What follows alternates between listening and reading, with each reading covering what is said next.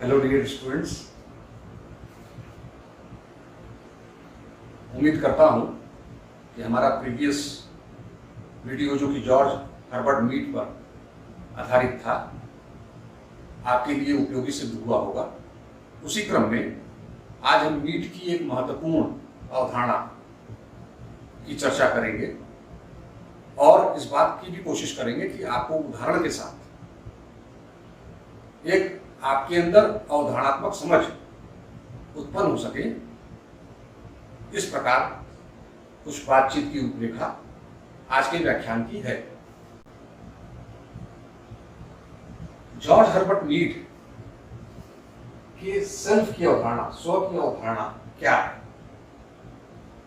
तो इसको हम तीन भागों में समझें कि पहली बात कि ये अवधारणा क्या है, दूसरा इसका उदय कैसे होता है, और तीसरा कि इसमें इसके जो महत्वपूर्ण घटक हैं जिसके माध्यम से इस अवधारणा को हम समझने का प्रयास करेंगे।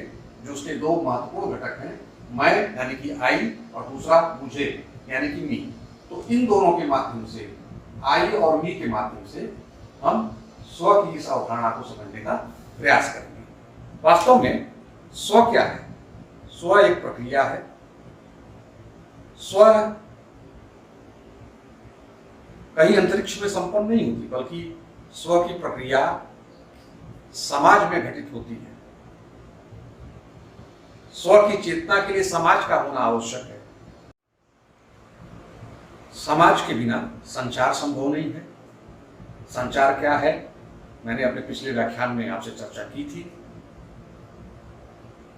तो इस प्रकार स्व क्या है? इसमें व्यक्ति स्वयं को एक वस्तु की भांति रखकर मूल्यांकन करता है।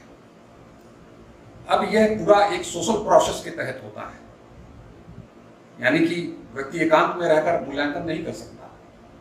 तो अंतोगत्वा ये पूरी प्रक्रिया कैसे संपन्न होती है, आइए व्याख्यान के माध्यम से और स्लाइड्स के माध्यम से मैं इस बात को आपको समझाने का प्रयास करता हूं।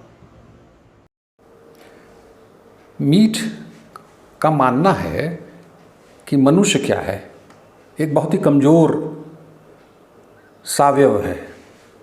इसलिए ये ज़रूरी है उसके लिए कि वह सहयोग की भावना से युक्त हो और आपस में व्यक्ति एक दूसरे से सहयोग करके ही जीवित रह सकते हैं। तो दो बातें निकल कर आई, पहला है सहयोग, दूसरा है समायोजन, कोऑपरेशन एंड एडजस्टमेंट। और यही दो आधार हैं जिनके आधार पर मनुष्य जीवित रह सकता है। तो मीड यहाँ पर दो बुनियादी स्थापनाओं की चर्चा करता है, उसकी बात करता है। पहला कि शारीरिक दुर्बलता के कारण मनुष्य में सहयोग की आवश्यकता होती है, ठीक है।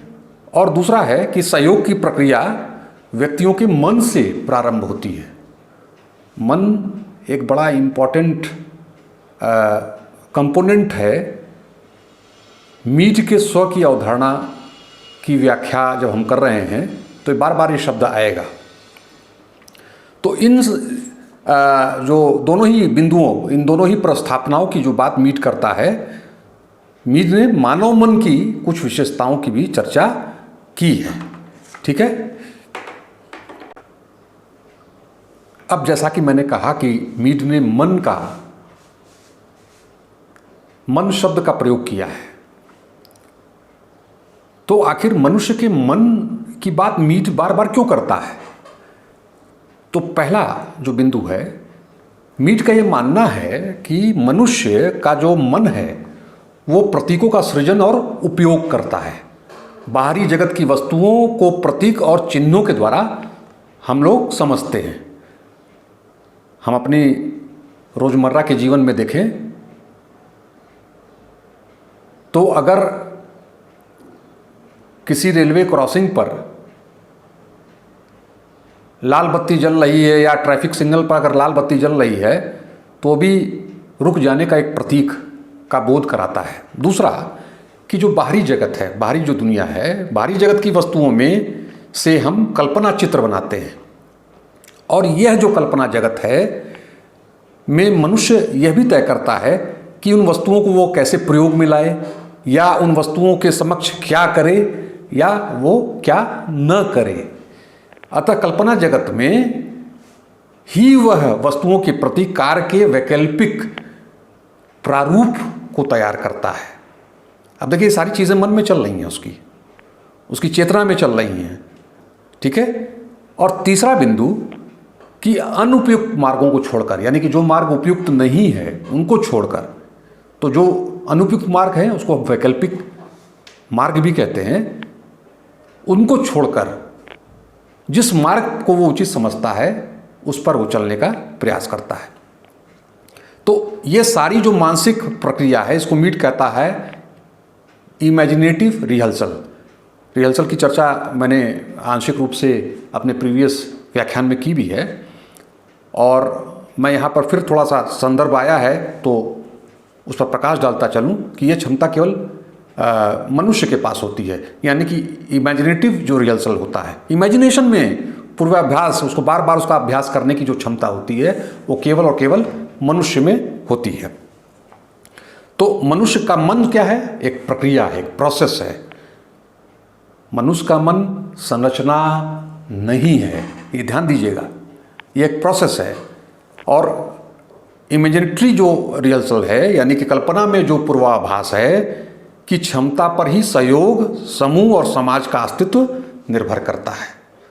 कितना इंपॉर्टेंट है इमेजिनेटरी रिहर्सल जो है।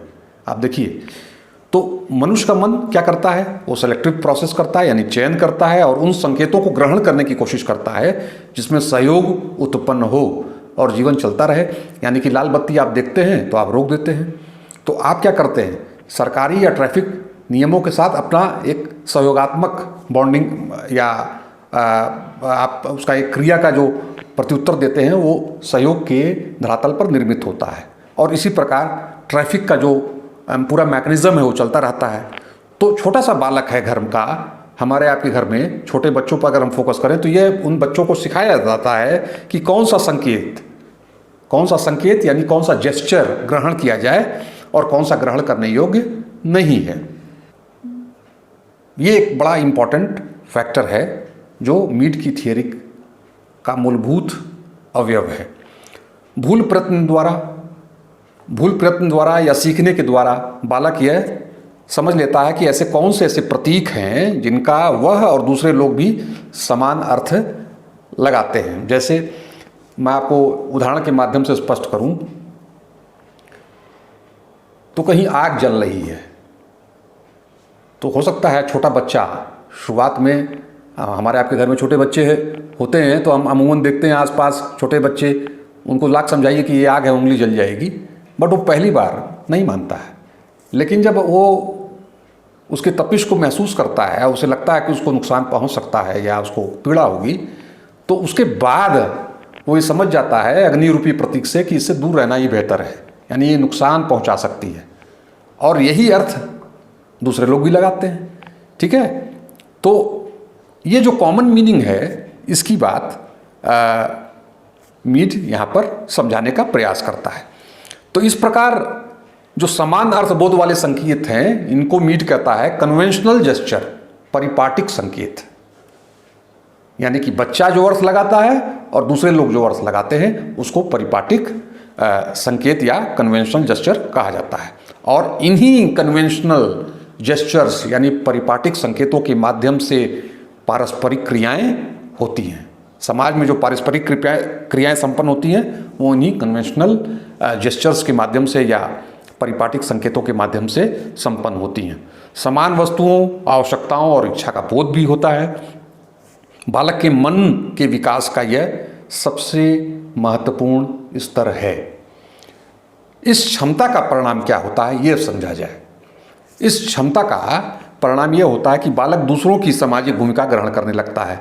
मैंने रोल टेकिंग की बात की थी पिछले व्याख्यान में, मैंने बताया था कि बच्चा किस प्रकार जो है, छोटा बच्चा वो मम्मी पापा के वस्त्र लाकर और उसको पहनकर वो उस तरह के खेल को, उनकी भूमिकाओं को उस खेल में वो ग्रहण करने की कोशिश करता है। विस्तार से समझने के लिए आप उस व्याख्यान को एक बार पुनः सुने। तो ये कुछ महत्वपूर्ण ऐसे टर्म्स हैं जिनका प्रयोग हम आगे करेंगे। आइए अब थोड़ा सा समझा जाए कि इमर्जेंस, स्व का उदय कैसे होता है। मीड के अनुसार सेल्फ और चेतना का विकास, जैसे जैसे शैशव अवस्था से बालक ग्रो करता है तो शैशव अवस्था से क्रमिक रूप से विकसित होने वाली क्षमता में निहित है स्व का विकास। तो इसमें एक शिशु दूसरों की भूमिकाओं को अपना सकता है, यानी कि दूसरे जो छोटे बच्चे होते हैं वो महत्वपूर्ण प्रतीकों का उपयोग करने में सक्षम नहीं होते हैं। तो ऐसे बच्चे जब खेलते हैं तब वो एक तरह से आप देखिए छोटे पशुओं के शावक जो होते हैं या जो पशुओं के जो बच्चे होते हैं, पशुओं के बच्चों या शावकों के समान होते हैं। और जैसे जैसे बड़े होते हैं तो खेल के माध्यम से दूसरों की भूमिकाओं को अपनाना सीखते हैं। ठीक है। अब इसमें 2 लेवल होता है। पहला है प्ले स्टेज, खेल का स्तर। इसमें जो खेल का स्तर है उसमें वो क्या करते हैं, वो बच्चे दूसरों की भूमिकाओं को अपनाना सीखते हैं, बस यहीं तक। लेकिन अगर हम प्ले स्टेज के बाद देखें तो गेम स्टेज आती है, खेलकूद स्तर आता है। ठीक है। तो खेलकूद का जो स्तर है ये इम्पॉर्टेंट है। खेलकूद में बच्चे सभी शामिल लोगों की अभिवृत्तियों की कल्पना करते हैं, खेलकूद में दूसरों के बारे में कल्पना करते हैं और वो अपने आप को नियंत्रित करते हैं। तो खेल कूद यानी कि जो गेम लेवल है वो दूसरा है, लेकिन जो प्ले लेवल है, जो इनिशियल लेवल है, उसमें नियम नहीं होते, जबकि खेलकूद यानी गेम लेवल पर नियम होते हैं। तो प्ले और गेम, प्ले पहला लेवल है, उसमें नियम नहीं है, ये आप स्पष्ट रखिए। और जो गेम लेवल है, थोड़ा बच्चा जैसे थोड़ा बड़ा होता है तब वो गेम लेवल में शामिल होता है, खेलकूद स्तर में शामिल होता है और वहाँ पर नियम होते हैं। तो प्ले में यानी खेल में 2 ही बच्चे होते हैं और वह सरल भूमिका ग्रहण, रोल टेकिंग की प्रक्रिया होती है। जबकि जो गेम लेवल होता है, खेलकूद स्तर होता है, में नियमों की सहायता से वे सभी खिलाड़ियों की प्रतिक्रियाओं की कल्पना कर सकते हैं। ठीक है। तो ये एक समझने वाली बात है। दूसरा, मीड का स्पष्ट ये मानना है कि स्व का विकास वास्तव में भूमिका ग्रहण की क्षमताओं का विकास है। ठीक है। ये एक ध्यान रखने वाली बात है, ये आपको ध्यान रखना भी चाहिए। और स्व एक सामाजिक इकाई है जो जेस्चर्स यानी भंगिमाओं की सरल वार्तालाप से एक जटिल सामाजिक प्रक्रिया में उभरता है। तो मीड के अनुसार क्या हुआ कि सेल्फ या स्व का सार उसकी प्रतिक्रियात्मकता है। स्व का सार क्या है? उसकी प्रतिक्रियात्मकता है। और एक व्यक्तिगत सेल्फ दूसरों से संबद्धता के कारण ही व्यक्तिगत हो सकती है। ऐसा नहीं है, एक व्यक्ति के लेवल तक वो एक व्यक्तिगत हो सकती है, लेकिन दूसरों के संबद्धता से वाली जो चीज़ आने के बाद वो पूरा एक सामाजिक प्रक्रिया में कन्वर्ट हो जाती है। दूसरों की अभिवृत्तियों की कल्पना से ही व्यक्ति का सेल्फ स्वयं उसके आकलन की वस्तु बन जाता है और सेल्फ एक विषय एवं वस्तु के रूप में एक सामाजिक यथार्थ के रूप में हमें दृष्टिगत होता है। ठीक है। तो व्यक्ति की विशेष व्यक्तिकता एक विचित्र संयोजन का परिणाम है। यहाँ ध्यान रखने वाली बात यह है कि मीड बार बार कहते हैं कि जो 2 व्यक्तियों में यह विचित्र संयोजन जो है वो क्यों 2 व्यक्तियों में सामान्य नहीं हो सकता। एक प्रश्न खड़ा होता है यहाँ पर। ऐसा इसलिए होता है कि प्रत्येक व्यक्ति सामान्य व्यक्ति की धारणा अपने ढंग से विकसित करता है और इसलिए व्यक्तिकता सामाजिकता में निहित होती है और प्रत्येक व्यक्ति सामाजिक प्रक्रिया में अपने ढंग से योगदान करता है। अब आइए समझा जाए जो आई और मी, मैं और मुझे की अवधारणा है। मीड, मैं व्यक्तिगत रूप से इन दोनों टर्म्स से बड़ा मतलब इसको एवरीडे लाइफ में या रोज़मर्रा के समाजशास्त्र में इसको बहुत उपयोगी पाता हूँ और यही मीड व्यक्तिगत मुझे बहुत आकर्षित करते हैं। सामाजिक अभिवृत्तियों का देखिए, एक चीज़ एक समझने वाली बात है कि सेल्फ जो है वो सामाजिक अभिवृत्तियों का एक बड़ा सरल संगठन नहीं है। ये एकदम स्पष्ट रखिए आप। है ना। संगठन की जो परिभाषा हम लोग समझते हैं, पढ़ते हैं, वैसा एकदम सरल संगठन नहीं है। जो स्व की सामाजिक अभिवृत्तियाँ हैं वह एक सरल संगठन के रूप में नहीं मौजूद होती हैं। और इसी बात को समझाने के लिए आई और मी की कॉन्सेप्ट का प्रतिपादन मीड ने किया। वास्तव में आई और मी दोनों ही सामाजिक अनुभव से जुड़े हुए टर्म्स हैं। आई यानी मैं दूसरों की अभिवृत्तियों के प्रति एक व्यक्ति की प्रतिक्रिया है, और मुझे क्या है, मुझे यानी कि इसको मी कहते हैं। और ये मी है क्या, ये मी एक व्यक्ति के प्रति दूसरों की अभिवृत्तियों का योग है। जैसा कि एक व्यक्ति सोचता है, दूसरों की अभिवृत्तियां संगठित रूप से मी यानी मुझे को अभिव्यक्त करती हैं, और एक व्यक्ति जिस रूप में अन्य के प्रति प्रतिक्रिया व्यक्त करता है वह आई को अभिव्यक्त करती है, यानी कि मैं को अभिव्यक्त करती है। मी के रूप में यानी मुझे के रूप में एक व्यक्ति एक वस्तु के बारे में अपने को समझता है और वह दूसरों की अभिवृत्तियों के समान अपने को अभिव्यक्त करता है। एक उदाहरण मैं आपको दे रहा हूं, बात क्लियर हो जाएगी। आप सभी क्रिकेट के खेल में रुचि रखते होंगे,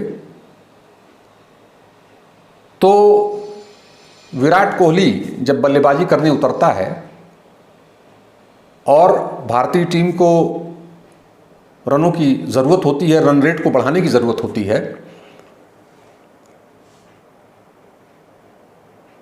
तो वो धुआंधार बल्लेबाजी करना शुरू करता है, चौके और छक्के मारना शुरू करता है। और स्टेडियम में बैठी एक भारी संख्या, भारतीय दर्शकों की एक भारी संख्या वो रोमांचित होती है। हर चौका लगने पर या बाउंड्री जाने पर या छक्का लगने पर वो खुशी से उछल पड़ती है और अपने हाथों में पोस्टर जिस पर लिखा होता है 6 या 4, आप स्टेडियम में देखे होंगे कई बार मैचों में खिलाड़ियों को इनकरेज करने के लिए भी और उनसे अपने डिमांड को रिफ्लेक्ट करने के लिए भी पोस्टर्स को दिखाया जाता है उठा के, ऐसे 1-6 मोर, 1-4 मोर। तो you can do Virat, Sachin Tendulkar you can do. तो विराट जब बल्लेबाजी करता है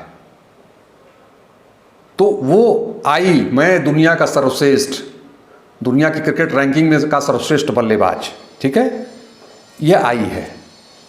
लेकिन यह आई और जो जनता बैठी है जो कह रही है 1-6 मोर, तो वो जो मांग करती है, तो ये जो आई है कि मैं दुनिया का सर्वश्रेष्ठ बल्लेबाज, ठीक है, ये जो भावना है ये आई का घोतक है। लेकिन ये मुझे में कन्वर्ट हो जाती है जब दर्शकों की मांग 1-6 मोर या 1-4 मोर की मांग जब वो देखता है और कहता है नहीं मुझे भारत को जिताना है। अब देखिए उसके अंदर क्या आ गया कि दर्शकों के द्वारा बढ़ाया जाने वाला उत्साह और उनकी मांग कि एक छक्का और मारो या एक चौका और मारो, यह जो डिमांड है और यह जो विश्वास है जो विराट कोहली में दर्शाया जा रहा है दर्शकों के द्वारा, यह उसके आई को मी में कन्वर्ट कर देता है, ठीक है। तो यहाँ आपको ये समझना है कि आई के मी की कल्पना नहीं की जा सकती, यानी कि आई एक विशिष्ट सब्जेक्ट है जिसके लिए मी एक वस्तु है। यानी आई और मी एक नहीं है। आई को कभी पूरी तरीके से कभी भी आकलित नहीं किया जा सकता, यह परिस्थितियों के हिसाब से बदलता रहता है।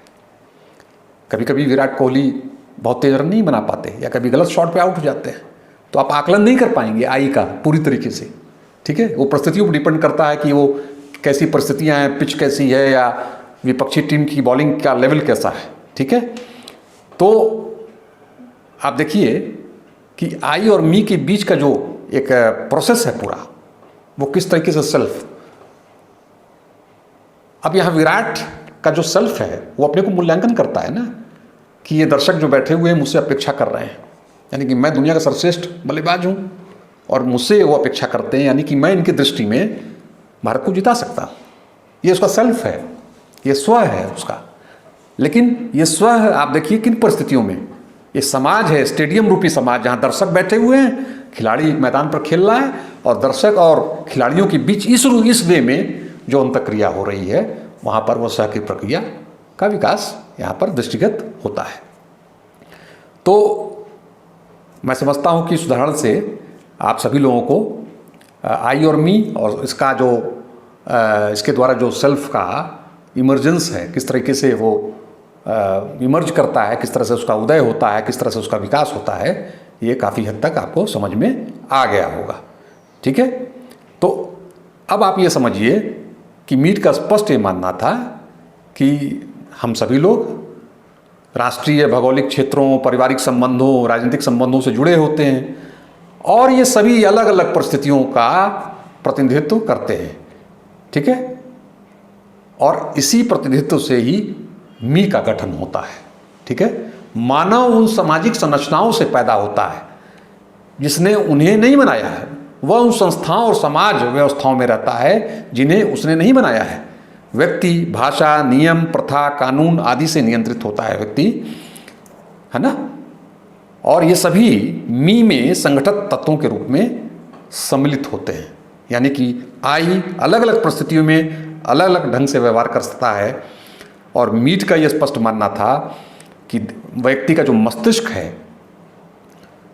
मस्तिष्क है वो सामाजिक प्रक्रियाओं का एक व्यक्तिगत योग है। ठीक है, यानी कि व्यक्ति बराबर उनसे प्रतिक्रिया करता है और अपनी संपूर्णता में, जैसा कि सामाजिक अनुभवों में अभिव्यक्त होता है, उसके अनुसार यह सामान्य वह और मुझे का स्थापित प्रतिक्रियाओं का मिश्रण के रूप में दृष्टिगत होता है और साथ ही साथ आई की असीम स्वतः स्फूर्तता को सम्मिलित भी करता है। तो इस प्रकार आप ये देख सकते हैं कि किस तरीके से सामाजिकता के द्वारा मी का बोध जुड़ा हुआ है या आई और मी किस तरीके से सेल्फ के विकास के लिए कंट्रीब्यूशन या कंट्रीब्यूट करते हैं। आपको मीट का ये स्व का जो विकास है, ये मैं उम्मीद करता हूँ कि ये व्याख्यान आपको अवधारणात्मक समझ देने में सहायक होगा। हम अपने अगली कड़ी में मीट पर प्रतीकात्मक अंतःक्रियावाद का एक समग्र ब्रीफली उनका जो कार्य है उस पर व्याख्यान लेकर हम आएंगे इसके तीसरे भाग में। Thank you.